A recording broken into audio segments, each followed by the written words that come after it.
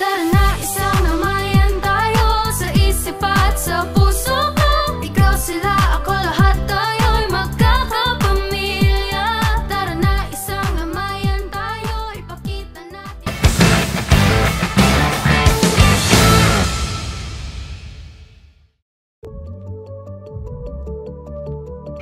Hindi pa uso ang mga samgyupsal. Nakalanghap na tayo ng usok dito sa Namayan mula sa isang OG barbecue place sa ating C. Castaneda Street. Para sa panibagong episode ng ating ganap ng Namayan, ang ating business features po ay tungkol sa barbecue. Isa sa mga OG na barbecuehan dito sa Barangay Namayan, ang barbecue ni Ate Nene. Ako nga pala si Maria Teresa Pangan, kilala bilang si Ate Nene. Nagsimula yung barbecuehan namin since 1980. Ganon, si nanay pa ang unang namahala ng barbecuehan kasi pinag-aaral pa nila kami. Na-realize ni nanay na wala pala kami tinutubo. Kaya kailangan gumawa kami ng paraan para magkaroon ba ng kita pa na mas ikakaano ng paninda. Di tanong-tanong siya sa palengke, sabi niya ganon. Paano ang paggawa ng barbecue? Tanong siya doon sa mga nagtitinda, sabi niya ganun. Ngayon, nung nakakuha siya ng tamang pagluluto, paglilinis ng mga barbecue, kami na yung nagluto. Hindi mawawala sa hapag ng pamilyang Pilipino ang barbecue tuwing may okasyon. Dito sa tapat ng GK Castaneda, makikita ang barbecuehan ni Ate Nene na 4 na dekada nang nag-ooperate at kanya pang ipinagpatuloy mula sa kanyang inang kilala nating mga taga-Namayan na si Aling Nora. Sa tagumpay ng barbecuehan ni Ate Nene, nakahanap siya ng kaagapay na si Ate Annalyn. Ito pa nga po si Annalyn, ang aking katuwang dito sa barbecue. Sipag yan! Ito nga pala yung mga paninda ko. Ito, yung isaw ng manok yan. Yan, 10 lang yan. Ito, order na to, pero bestseller namin talaga itong barbecue. Kasi pang-ulam yan eh. May chicken chicken barbecue, tenga. Yan, mabilis din yung maubos gawa ng pampulutan. Dugo, yan. Sarap din yung dugo. And ulo. And balat. Hotdog nga pala, pinakamura naming hotdog. Kasi sa iba yan. Sabi nila 20, 25 sa amin, 18 lang yan. Oo. Sa mga tumatangkilik sa aking produkto, sa aking barbecuehan, maraming salamat sa inyo. Talaga marami akong feedback na naririnig, yung magaganda, na, ang sarap pala ng barbecue mo. Siyempre, proud. Siyempre, hindi ko kailangan i-push yung paninda ko kasi talaga marami tumatangkilik. Kaya, maraming salamat. Thank you. Namayan ko, namayan ako.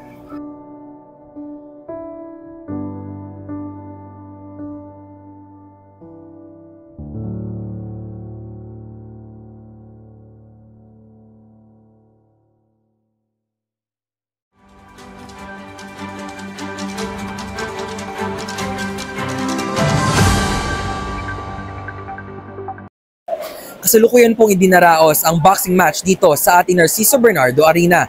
Hatid ito ng Hardstone Monies Promotions at ng Box Club Sports Entertainment sa pakikipagtulungan kina Mandaluyong City Mayor Benjamin S. Abalos Sr., Vice Mayor Menchi Abalos at District 2 City Councilor Benji Abalos. Nandito rin ang ating Kapitan Dondon Francisco kasama ang kanyang Namayan Barangay Council. Sa huli, tagumpay na nauwi ni Ayman Abubakar ng Malaysia ang WBC Asia Super Featherweight Championship.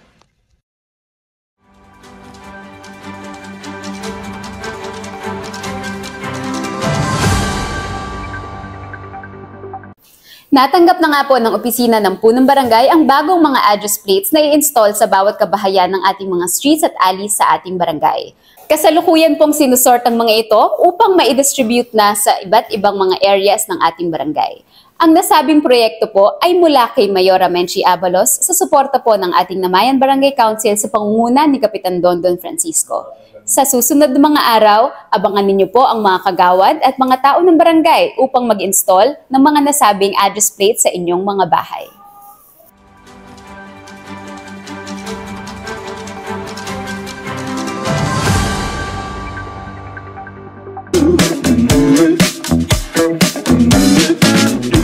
Kamusta mga kabarangay? Nandito pa rin po tayo sa Honor and Horror Roll kung saan atin pong inilalatag ang mga bagay na kapag mapagmalaki at mga bagay na kaya pa nating i-improve sa ating komunidad. Unahin na natin sa honor. You make Namayan proud. Literal po na honor dahil marami pong mga batang Namayan ang nakapagkamit ng iba't ibang mga parangal nitong kakatapos na academic year. At nadagdagan pa nga sila. Congratulations and we are proud of you mga kabarangay.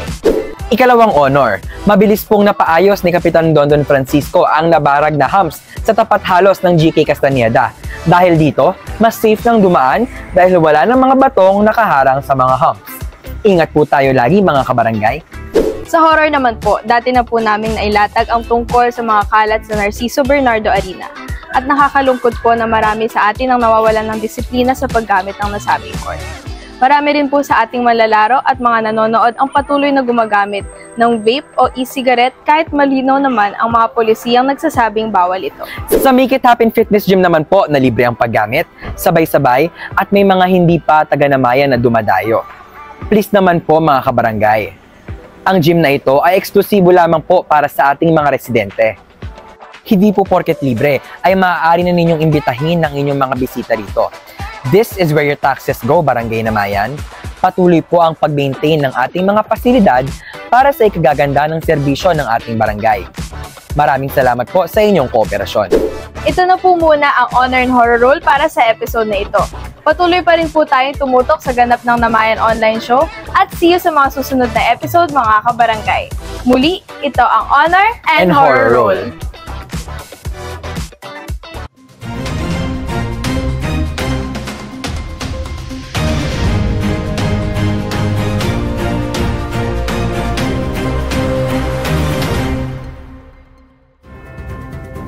Mapagpalang araw mga kabarangay, ito po muli ang Information and News in Namayan, kung saan dadaanan po natin ang mga iba't ibang pangyayari, kaganapan at mahalagang anunsyo sa ating barangay.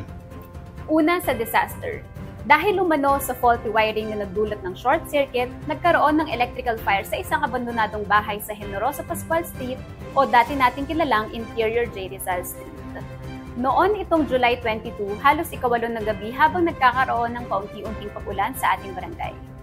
Tumagal lang 30 minutos bago napatay ang puntador at natupok ang nasabing apoy. Rumisponde ang ating Kapitan Dondon Francisco, ang ating Namayan Emergency Action Team at ang Bureau of Fire Protection Mandaluyong.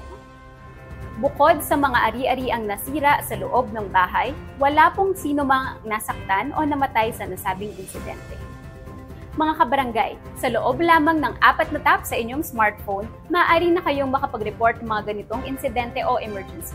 Mag-download lamang kayo ng isang Namayan app, ang ating first barangay-initiated web and mobile app in the Philippines. Nito pong nakalipas na bagyong Karina, nais po ng ganap team na alalahanin ang mga buhay na nabawi at gayon din ang mga ari-ari ang nasira. Patuloy po nating isama sa ating mga panalangin ang agarang pagaling ng mga taong nagkasakit dulot ng trahedya nito, at pati na rin ang mga pag-asa sa mga pamilyang bumabangon pa lamang sa sakunang ito. Tayo po sa ating barangay ay naging mapalad dahil tayo po ay naging ligtas sa ating mga tahanan. Mayroon man pong kaunting pagtaas ng mga tubig, ito po ay agarang humupa at nawala. Ang lahat po sa ating Namayan Barangay Council, Sangguniang Kabataan ng Namayan at Barangay Disaster Risk Reduction Management Office ay buong araw at gabing nagbantay at umalalay sa sitwasyon ng ating barangay. Lalo pat nagbabadya po ang pag-apaw ng ating Pasig River. Nawa po ay ipagpatuloy natin maging malinis ang ating kapaligiran at ma-maintain ang mga bagong ayos nating mga drainages sa ating barangay. Ikalawa sa edukasyon. Nitong linggo ng July 22 hanggang July 27, isinagawa ang taunang Brigada Eskwela sa Doña Basilisa Yanco Elementary School o DBYES. Nagsama-sama ang mga guro, mga magulang at iba pang mga organisasyon kasama ang Namayan Barangay Council at Sangguniang Kabataan upang magwalis, maglinis, magpintura at magkumpuni ng iba't ibang mga kagamitan sa nasabing paaralan. Ito ay upang maibalik ang ganda ng DBYES para sa darating na taong panuruan. Isa na namang maganda at maaliwalas na paaralan ang sasalubong sa inyo, mga batang Namayan. Welcome back to school, DBSians! Ikatlo sa kalusugan, ang Barangay Namayan Nutrition Committee at Livelihood Department ay nakilahok sa nagdaang 2024 Nutri Exhibit, BNC's Pathway to Sustainable Livelihoods. kung saan ating ibinida na naman ang masarap na butchi ni Ginang Heidi Lauden. Ikalawang taon na po ang programang ito mula sa ating City Nutrition Office at tayo po ay patuloy na sumusuporta para sa kalusugan at kabuhayan ng ating mga kapwa Mandaluyong. Ika-4, sa Community Affairs. Nagkaroon po ng one-day event ang PhilHealth sa ating Narciso Bernardo Arena kung saan binigyang pagkakataon ang mga senior citizens at mga benepisyaryo ng Pantawid Pamilyang Pilipino Program o 4Ps upang makakonsulta sa ating mga doktor at makapag-update ng kanilang mga impormasyon sa nasabing ahensya. Ang programa pong ito ay sa pakikipag-ugnayan at pakikipagtulungan ng ating punong barangay Don Francisco at Namayan Health Center. Gayon din po, bumisita sa ating Namayan Park ang Mandaluyong Manpower Development Center para sa proyektong libreng gupit para sa mga kabataan. Mula po ito kina Mayor Ben S. Abalos, Vice Mayor Menchi Abalos, at gayon din po Konsehal Benji Abalos nitong July 27. 6 na po o 60 na mga kabataan ang nagupitan mula sa ating barangay. Ang proyektong ito ay sinuportahan din po ng ating punong barangay Don Francisco at ng Namayan Barangay Council kasama ang Sangguniang Kabataan ng Namayan. Ilang patalastas, tuloy-tuloy po nating suportahan at panoorin ang pag-host ng ating Kapitan Don Francisco sa programang Sa Barangay Tayo. Ito po ay isang TV program kung saan tinatalakay ang mga issue ng barangay pati na ang pamamahala nito. Sila po ay mapapanood sa iba't ibang cable channels o sa YouTube. Pwede nyo ring i-search ang Sa Barangay Tayo. Nais din po namin ipaabot ang aming mga pagbati sa ating mga achievers sa ating barangay. Mga residente nagkamit ng mga matataas na karangalan sa kanilang pag-aaral at gayon din sa iba pang milestone ng kanilang buhay profesional. Unang-una ang ating Sangguniang Kabataan Secretary Maria Micaela O. Lanuza, Rizaldi Manlapig II, Mary Dominic T. Pastor, Felia Arian B. Saavedra, Francie Aaron B. Saavedra. Muli, ito po ang Information and News in Namayan. Naghahatid sa inyo ng serbisyong higit pa sa inyong inaasahan.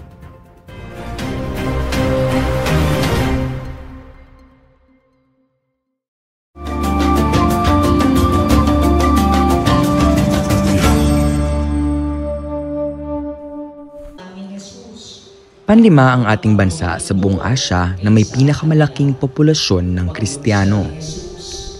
Para sa karamihan, ang simbahan ang nagbubuklod at naglalapit sa mga tao ng isang komunidad. Sa Barangay Namayan, tanyag at ipinagtibay na ng panahon ang Most Sacred Heart of Jesus Chapel. Ako si Mary Ann Atenito, the youngest family ng Mrs. Carmen Atenito at ni Mr. Modesto Atenito. Ever since na nag-start ang simbahan, nandyan kami dahil kami yung mga anak, no? Ako yung isa, actually.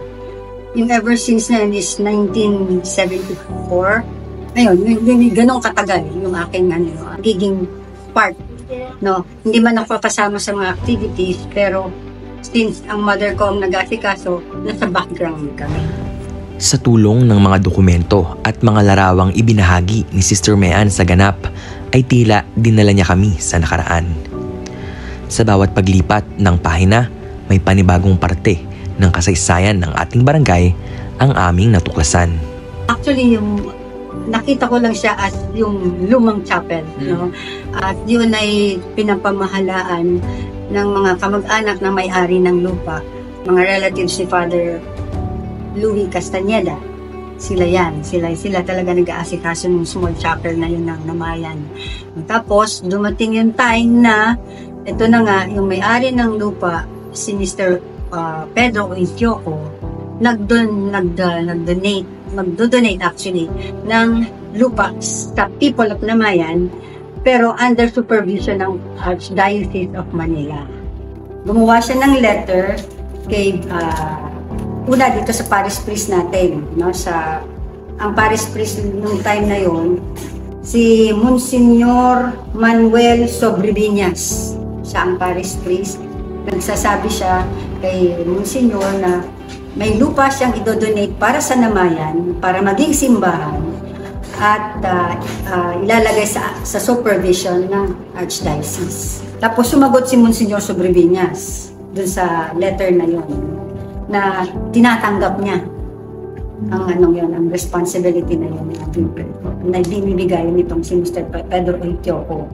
Ang mga sulat na ito sa pagitan ni Monsignor Sobreviñas at Don Pedro Oitioco ay ang magiging pundasyon ng lupang kinatatayuan ng chapel na kinagisna ng ating barangay. Hanggang sa nagmaterialize na nga lahat yun at dumating doon sa groundbreaking. So, yung likod ng lumang chapel, yung kung saan yung ilalagay yung pinaka main altar, yun yung pinaka cornerstone ng tawag. Doon naghukay, doon nilaglag lahat ng mga papeles ng simbahan.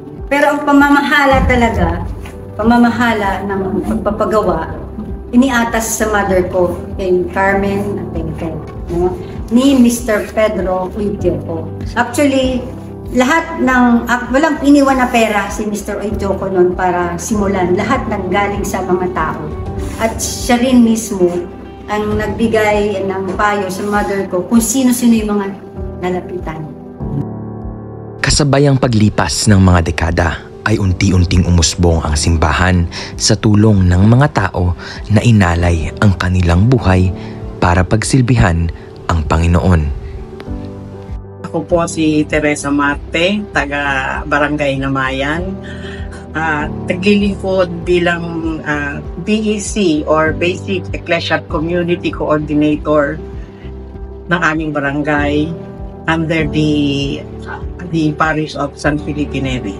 Nakita ko unti-unting umusbong ang aming simbahan dahil sa suporta ng mga chapel goers na willing naman na magbigay ng kanilang time, talent, and treasure para sa mga gawain ng simbahan. Also with the assistance of our barangay officials. Bilang mga prayer warriors, ang una naming ay si Sister Maming Atento. Bilang prayer warriors, talagang wala kaming masasabi. Yung mga iba naming kasama na mas may edad sa amin ay wala na, nasa heaven na. Yung hirap tapos nasa heaven na yung karamihan sa amin. Ngayon kami ang batch ng Marian Blue Army of Mary. Ayun, Marian Blue Army of Mary, na kahit na bumabagyo ay nandito kami.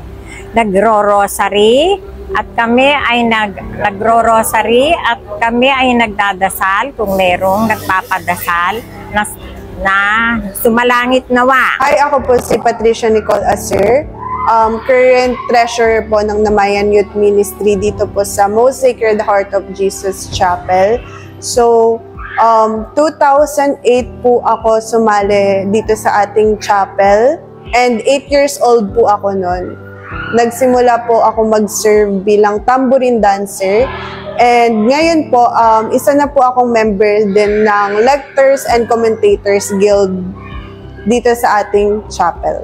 Siguro isa sa mga pinakamagandang bagay na naka-apekto sa akin sa pagsali ko dito sa ating chapel is natulungan niya ako sa paglaki ko at paghubog ko bilang leader sa mga kabataan.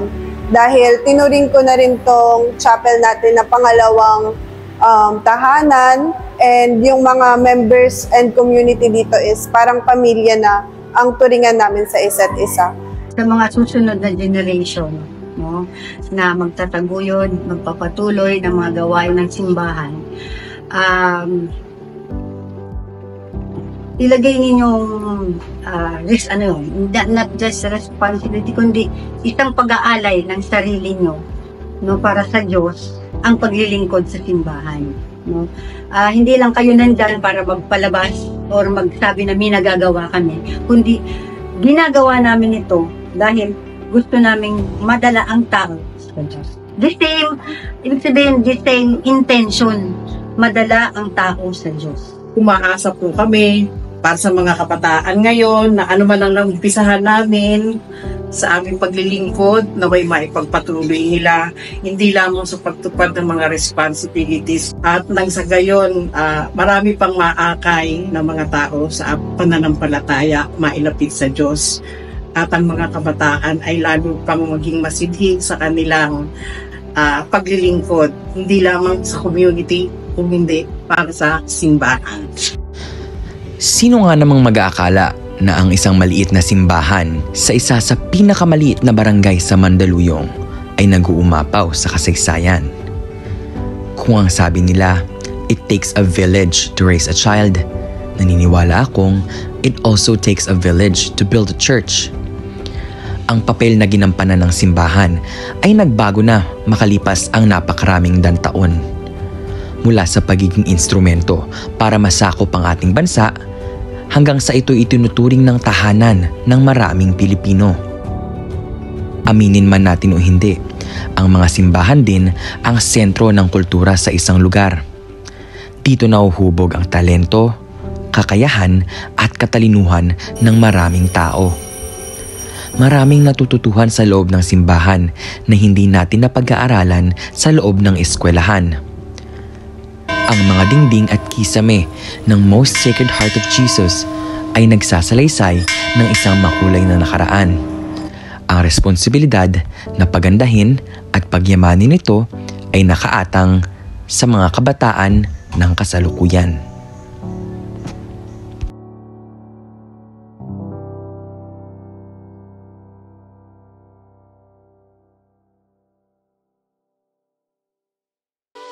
Tara na, isang namayan tayo sa isip at sa puso.